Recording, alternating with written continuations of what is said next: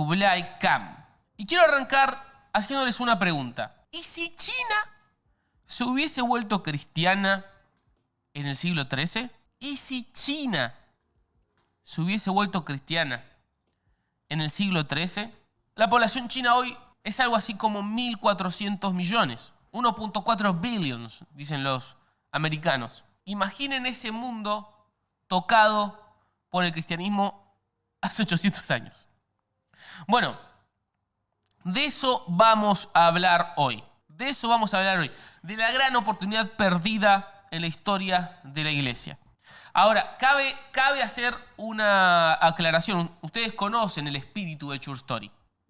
El espíritu de True Story mezcla la verdad con cuestiones a chequear, ¿no? Es como un mix en lo que termina emanando más una mística, una realidad más profunda que la que simplemente se ve superficialmente. Así que hago esa aclaración porque la verdad es que esta historia nos llega por un solo testigo, que es Marco Polo. ¿Vieron el Marco Polo, el navegador? Bueno, el navegante.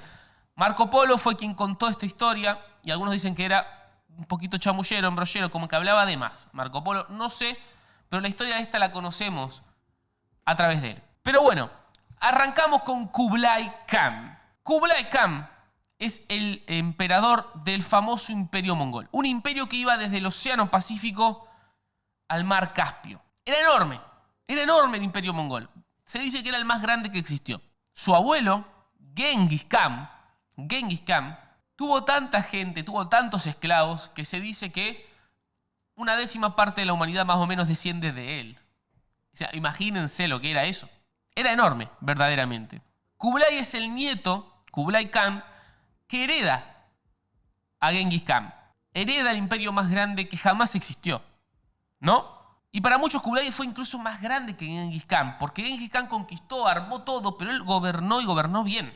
Él fundó la dinastía Yuan y se convirtió en el primer mongol en gobernar toda China. Estamos hablando del año 1279. Él, de hecho, nació en el 1215, un poco antes. Ahora, acá viene un dato interesante de toda esta historia. La verdad es que si uno le pregunta a alguna inteligencia artificial qué religión practicaban los mongoles, qué religión se practicaba en el imperio de Genghis Khan, heredado después por Kublai Khan, el imperio más grande que jamás haya existido, se va a encontrar con respuestas diferentes a las que uno suele esperar, porque fue evolucionando.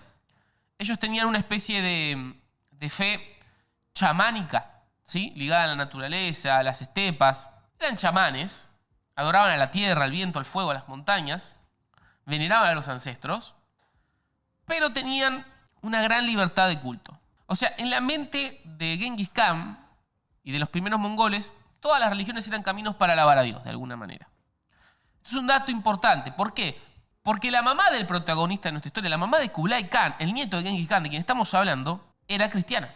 O sea, la madre de quien era el emperador que iba a gobernar por primera vez sobre toda China, era cristiana. Y pertenecía a lo que muchos conocen como la iglesia oriental, los nestorianos. Ya vamos a hablar un poquito de qué es esta denominación que aparece, los nestorianos. Pero quiero que se den con esta idea. Kublai Khan se cría con una madre creyente, en un contexto que respetaba a todas las religiones, y de alguna manera él termina gobernando. Su madre se dice que fue la que terminó logrando que de todos los hijos del Khan sea Kublai quien gobierne, ¿viste?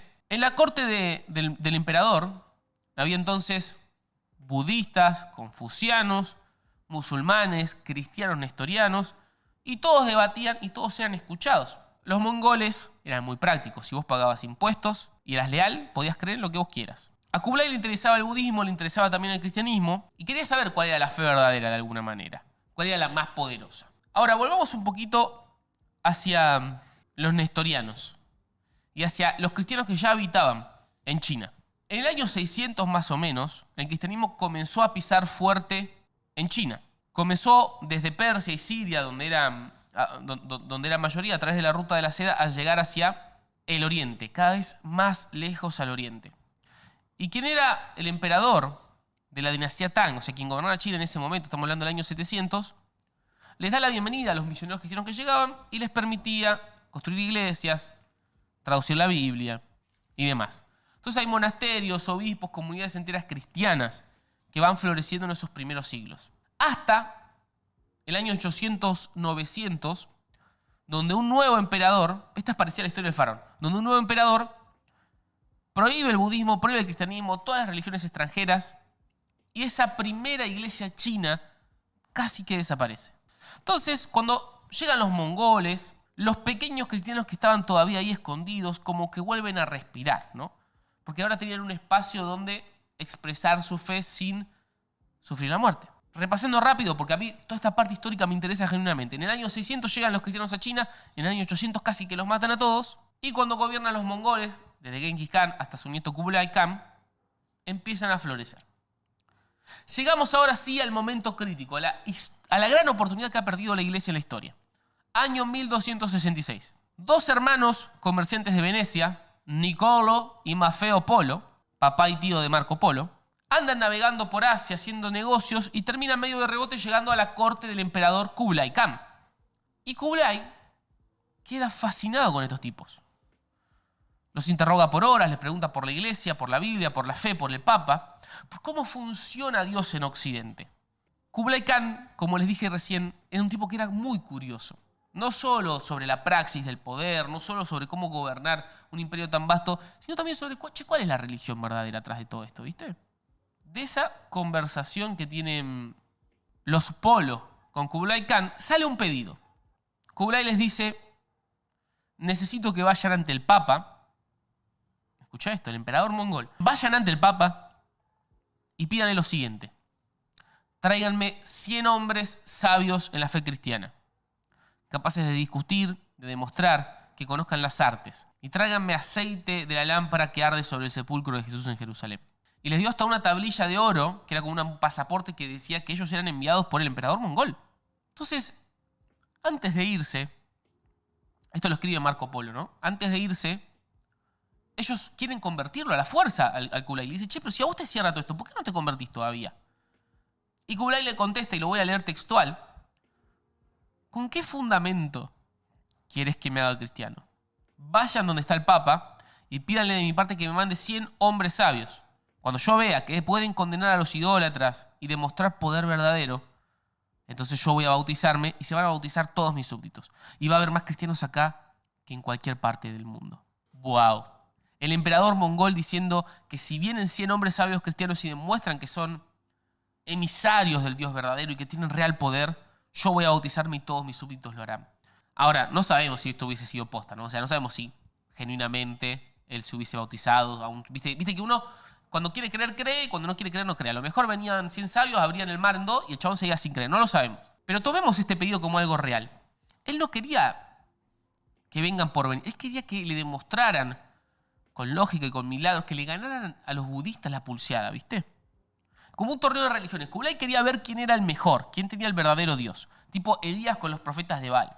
Y con eso en mente, con esta misión, los hermanos Polo regresan a Europa. Y cuando llegan a Occidente, para cumplir con el encargo, que ¿cuál era el encargo, Iván? Acercarse al Papa y pedirle 100 hombres, ¿verdad? Sí. Que prediquen el cristianismo. Cuando llegan a Roma, ¿sabes con qué se encuentran? No hay Papa. ¿Cómo? No hay Papa. Sede vacante. El Papa Clemente había muerto hace poco y los cardenales no se ponían de acuerdo para elegir el sucesor. Hace poco tuvimos la elección del Papa León, no sé si es 14 o 13, se me fue el número. El Papa León, el sucesor de Francisco. 14 me parece. León 14.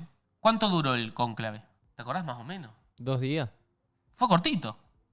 Bueno, el cónclave para elegir al nuevo Papa, en el momento que los hermanos Polo necesitaban que el Papa les mande 100 hombres para poder cristianizar Mongolia, ese cónclave duró 3 años. 3 años de sede vacante.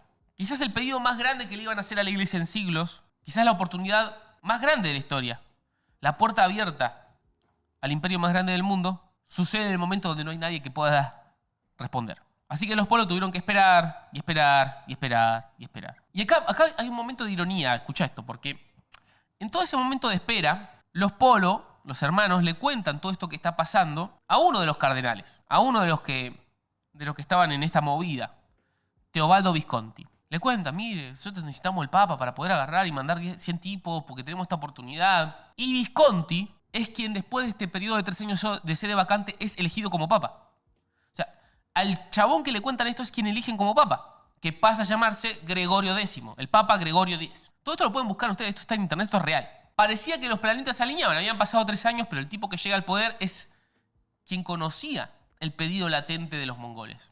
El Papa correcto con la información correcta. Pero como diría un expresidente argentino, pasaron cosas. La verdad es que 3 años de sede vacante habían acumulado muchos problemas para la iglesia. El Papa Gregorio X tenía muchas pestañas abiertas, como diríamos hoy. Tenía una cruzada, tenía que llenar este vacío. Hubo 3 años de sede vacante donde había muchas cuestiones que resolver y entre tantos problemas menospreció la oportunidad que se abría delante de él. Y en lugar de armar una delegación de 100 sabios, como Kublai Khan pidió, mandó 2 frailes. De 100 a 2. Nicolò de Vicenza y Guglielmo de Trípoli. Fueron estos 2 con un par de regalitos y los mandaron a ver al campo. Pero la cosa se pone peor porque en el camino, cuando van con los polos, estos 2 frailes, empieza a haber guerra, zonas peligrosas. O sea, la ruta de la seda hacia Asia Central era se hace un lío ahora, imagínate en esa época. Les agarra tanto miedo que los tipos se asustan y se van. O sea, los únicos 2 misioneros que estaban yendo a la corte del gobernador chino, del emperador, cuando había pedido 100, los únicos 2 que estaban yendo, se dan vuelta y se van, de miedo. Los polos, en cambio, siguen y llegan a la corte de Kublai Khan en el año 1274. Casi 7 años después del pedido que les había hecho. Le entregan los regalos del Papa, el aceite de Jerusalén, pero los 100 sabios no llegaron nunca. Y Kublai Khan terminó su vida sin conocer nunca a un solo maestro cristiano como lo había pedido. Entonces, para hacer un resumen, el emperador más poderoso del mundo, del imperio más grande que nunca existió, le pide a la iglesia 100 maestros de la fe. Esto justo coincide con 3 años de sede vacante sin papa y cuando por fin hay papa, en vez de mandar 100, manda 2. Y los que 2 ni siquiera llegan porque se mueren de miedo y vuelven. El resultado final es 0 conversiones. Y lo que más me llama la atención de esta historia, de este pedazo de historia de la iglesia, es que no fue frenado el cristianismo por una persecución, por martirio, por una gran batalla espiritual. Fue frenado por burocracia y estar muy ocupados. Tan ocupados que esto no era algo importante. ¿Qué es lo que más bronca da? Porque, el martirio, la persecución tiene épica, ¿no? Claro, porque fuimos ahí, nos masacraron. Acá, ¿viste? Es lo más aburrido del mundo. No, fue por que teníamos unos asuntos internos que atender, ¿viste? La realidad es que esta es, para mí, una de las tragedias silenciosas más grandes de la historia del cristianismo. Pero yo creo que Dios va usando todo. Acuérdense siempre, ¿no? Yo no soy teólogo, no soy pastor, soy como una voz que clama en el stream, ¿viste? Pero yo me pregunto, ¿y si la iglesia hubiese mandado los 100? ¿Y si esos 2 frailes que fueron no hubiesen vuelto? ¿Sería hoy China cristiana? Bueno, no sé, no sabemos. A lo mejor no, porque no todo el mundo quería en la corte que haya cristianos y ya había cristianos en la historia. Había mucha tensión, o sea, no es tan lineal la historia. Pero cabe la pregunta, ¿y sí? Yo creo realmente que, como dice Eclesiastés, tiempo y oportunidad no suceden a todos. Y todos vamos a estar ante grandes oportunidades en nuestra vida de ser cartas leídas del amor de Dios, de predicar el evangelio. Todos. Tiempo y oportunidad nos van a suceder a todos. ¿Qué pasa si las aprovechamos esas oportunidades? ¿Qué pasa si hacemos una pausa y aunque estemos todos ocupados, porque todos estamos ocupados? Pedro estaba ocupado pescando cuando Jesús lo llamó. Mateo estaba recaudando impuestos cuando Jesús lo llamó. Los llamados nunca nos van a encontrar cómodos. Siempre nos van a encontrar ocupados. ¿Qué pasa si en medio de todas esas ocupaciones paramos la pelota y le pedimos a Dios sabiduría para ver si esta es genuinamente una puerta abierta y una oportunidad que no deberíamos bajo ningún punto desaprovechar? Esto fue Short Story Kublai Khan.